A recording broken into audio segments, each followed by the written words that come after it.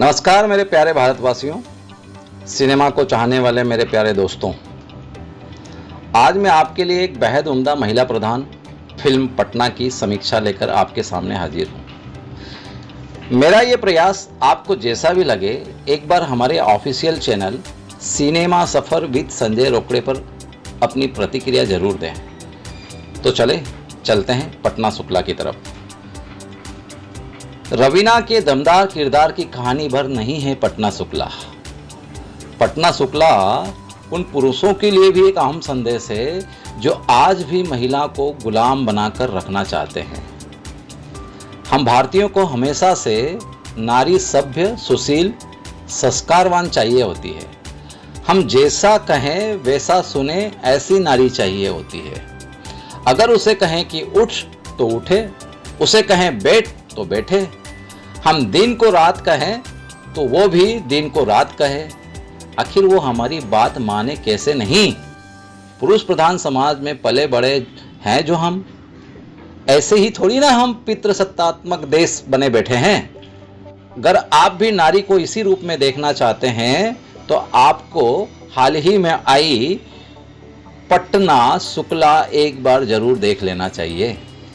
पटना शुक्ला में रवीना टंडन जिस तरह से एक आदर्शवादी पत्नी और औलाद के प्रति समर्पित मां का किरदार निभा रही हैं, वाकई वह भारतीय पुरुषों की मंशा के अनुरूप ही है।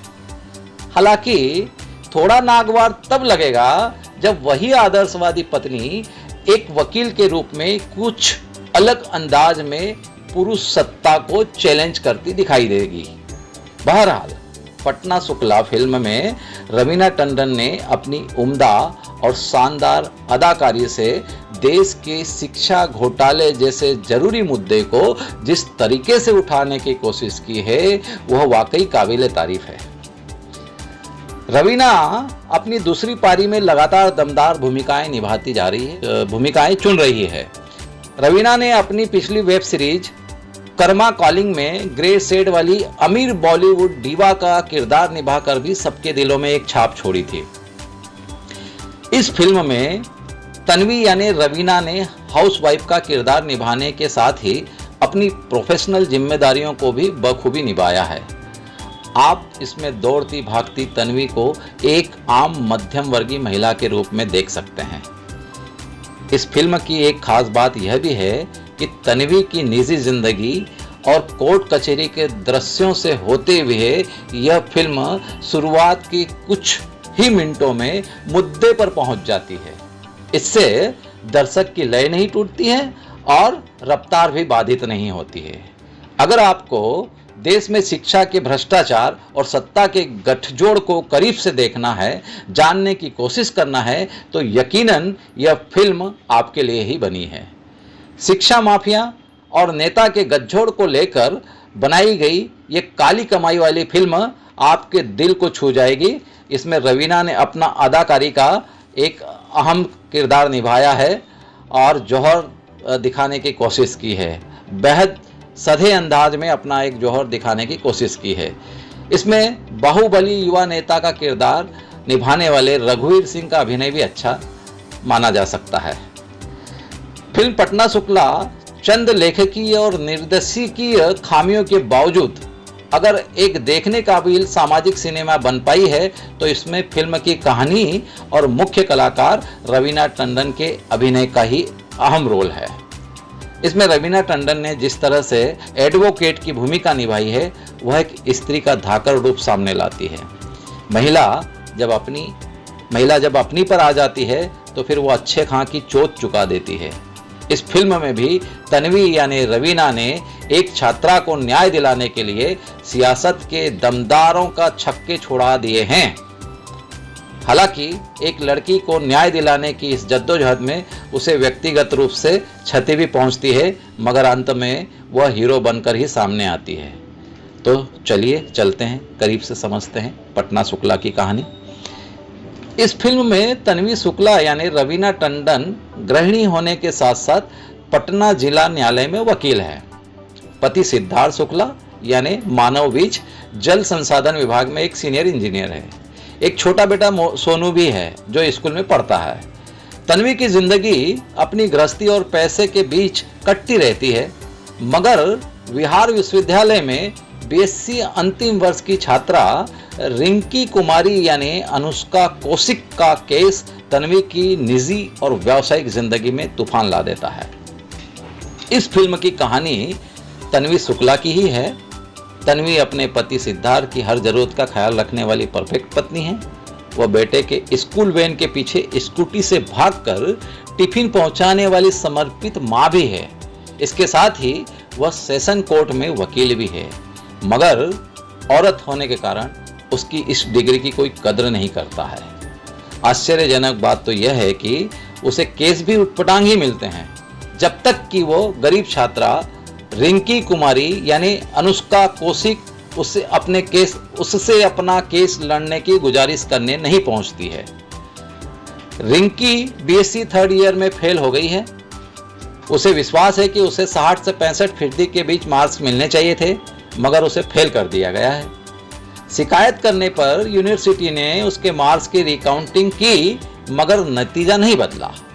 इससे असंतुष्ट रिंकी अपनी परीक्षा कापियों की रीचेकिंग की मांग उठाती है, जिसे यूनिवर्सिटी साफ ठुकरा देती है।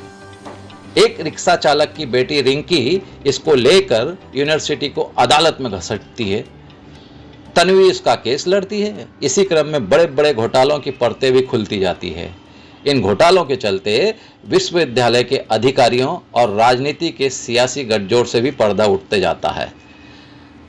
रिंकी का रोल नंबर एक युवा बाहुबली नेता रघुवीर सिंह यानी जतीन गोस्वामी के रोल नंबर से बदलकर उसे पास करवा दिया जाता है, जबकि रिंकी फेल हो जाती है।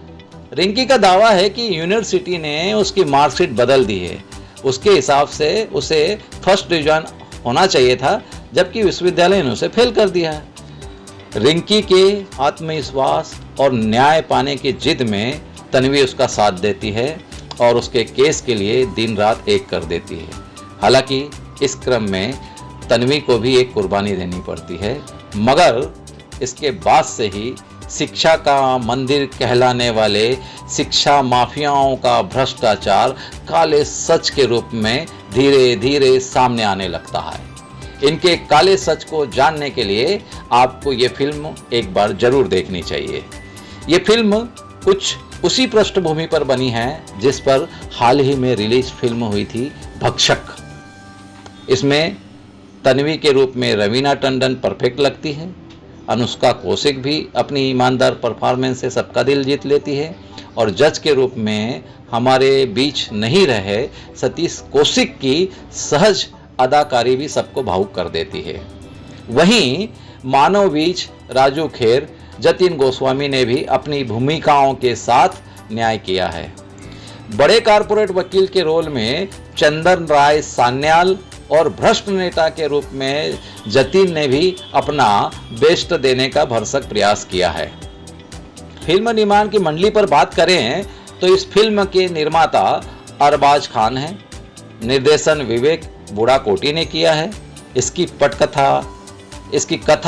पटकथा और संवाद विवेक बुढ़ाकोटी, समीर अरोड़ा और फरीद खान ने मिलकर लिखे हैं।